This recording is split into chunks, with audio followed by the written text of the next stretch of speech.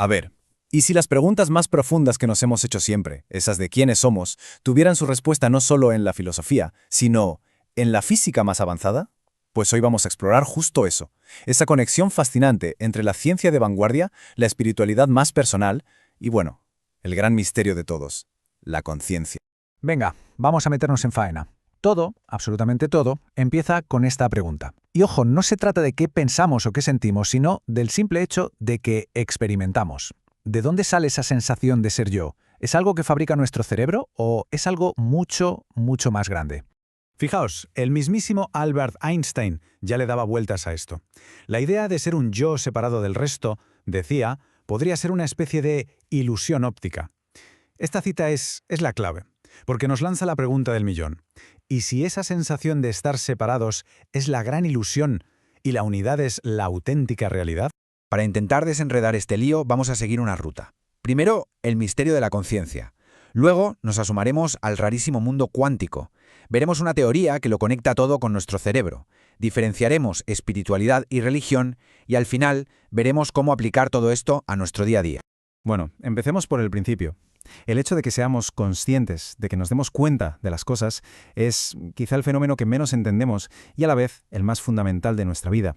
Damos por hecho que estamos aquí, pero la ciencia, a día de hoy, todavía no sabe explicar cómo un puñado de células puede generar una experiencia. Este análisis que hacemos se inspira en trabajos que buscan puentes, analogías, entre dos mundos que parecen no tener nada que ver. Por un lado, la física cuántica, que nos cuenta cómo funciona el universo en lo más pequeño, y por otro, la experiencia de la conciencia. Vale. Para entender la conciencia desde otro ángulo, primero tenemos que entender el universo. Y resulta que, en su nivel más básico, el universo no se parece en nada a lo que vemos. Es un lugar bastante raro, la verdad. Aquí se ve el contraste de una forma muy clara. Crecimos con la física de Newton, ¿no? Un mundo como un reloj, predecible. Si tiras una pelota, sabes dónde va a caer. Pero la física cuántica nos dice que ahí abajo, en el mundo de las partículas, la cosa va de probabilidades, de incertidumbre y de partículas que están en varios sitios a la vez hasta que las miras. O sea, la realidad sólida, que creemos tocar, a pequeña escala se nos deshace entre los dedos. Y la cosa se pone todavía más extraña. Las partículas no son bolitas, ni son ondas. Son las dos cosas a la vez. No podemos saberlo todo sobre ellas al mismo tiempo. Y pueden existir en una especie de limbo, en todos sus estados posibles a la vez, lo que se llama superposición. Y esto no son ideas locas, ¿eh? Son los principios que hacen que funcionen nuestros móviles y ordenadores. Y aquí, justo aquí, es donde se unen los dos mundos. A ver, si los ladrillos de la realidad son así de raros, ¿podrían estar pasando estas cosas cuánticas dentro de nuestro cerebro? ¿Podría estar ahí la clave de la conciencia? Pues aquí tenemos una idea que es una auténtica bomba. Hay que decir que es una hipótesis muy discutida, ¿vale? Pero el físico Roger Penrose, que es un premio Nobel, y el anestesista Stuart Hameroff, proponen algo que le da la vuelta a todo. Sugieren que la conciencia igual no es algo que produce el cerebro, sino que es una propiedad del universo, y que nuestro cerebro es más bien una antena que la capta. ¿Y dónde estaría esa antena?, os preguntaréis. Pues según esta teoría, podría estar en los microtúbulos. Son como el esqueleto de nuestras neuronas, unas estructuras diminutas que por su forma dicen que serían perfectas para que ocurran ahí dentro procesos cuánticos, como si fueran pequeños ordenadores cuánticos dentro de cada célula. La teoría se llama ORC-OR, un nombre un poco raro, pero se puede resumir en 3 pasos. 1. El universo tiene una especie de protoconciencia, algo básico en su tejido.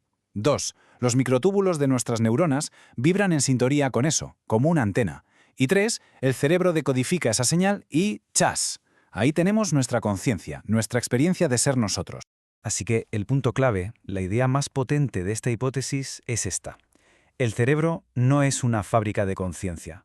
Es más bien una radio increíblemente sofisticada. No crea la música, simplemente sintoniza la emisora que ya está en el aire, en el cosmos. Y claro, esto lo cambia todo. Lo curioso es que este giro de la ciencia conecta de una forma sorprendente con ideas muy, muy antiguas. Y esto nos lleva a la espiritualidad. Pero ojo, no hablamos necesariamente de religión, hablamos de una búsqueda personal de conexión, de contar un sentido a las cosas. Es importante hacer una distinción aquí. La religión suele ser un sistema que viene de fuera, basado en la fe, con normas e intermediarios. La espiritualidad laica, por otro lado, es un camino que va hacia adentro. Se basa en la propia experiencia, en conocerse a uno mismo y en buscar una conexión directa, sin que nadie te diga cómo tiene que ser. Este proverbio Sioux lo resume de una forma brutal. Una cosa, la religión, a menudo se basa en el miedo y en seguir unas reglas. La otra, la espiritualidad, nace de la vida misma, de pasar por tus propios infiernos y encontrarle un sentido más profundo a todo eso. Muy bien, pues vamos a bajar de la teoría a la vida real. Si jugamos con la idea de que somos como radios que captan una conciencia universal, ¿cómo nos afecta eso en el día a día? O sea, ¿cómo podemos mejorar la señal? La implicación es enorme. La paz interior deja de ser una lucha por fabricar calma en mitad del caos. Se convierte más en un acto de sintonizar, de alinearse con una tranquilidad que en realidad ya está ahí, dentro de nosotros y en el universo. Y esto se traduce en cosas muy prácticas. Dejar de pelearnos con nuestros pensamientos, simplificar la vida, dar las gracias, estar en el ahora. Son prácticas que nos ayudan a bajar el ruido de nuestra mente, de nuestro ego, para que la señal de esa conciencia más amplia se escuche más clara. Al final, si nos damos cuenta, todas estas ideas, tanto las de la ciencia como las de la espiritualidad, apuntan a lo mismo, a la idea de que la separación es una ilusión, de que en el fondo todo es uno. Somos unidad. Se trata ni más ni menos de un cambio de perspectiva, dejar de vernos como una gota de agua solitaria en el océano y empezar a sentir que somos, en esencia, el océano entero, expresándose por un ratito a través de una gota. Y esto nos deja con una última pregunta para reflexionar. Si nuestra conciencia es una frecuencia que sintoniza el cerebro, ¿qué pasa cuando el cerebro, la radio, se apaga?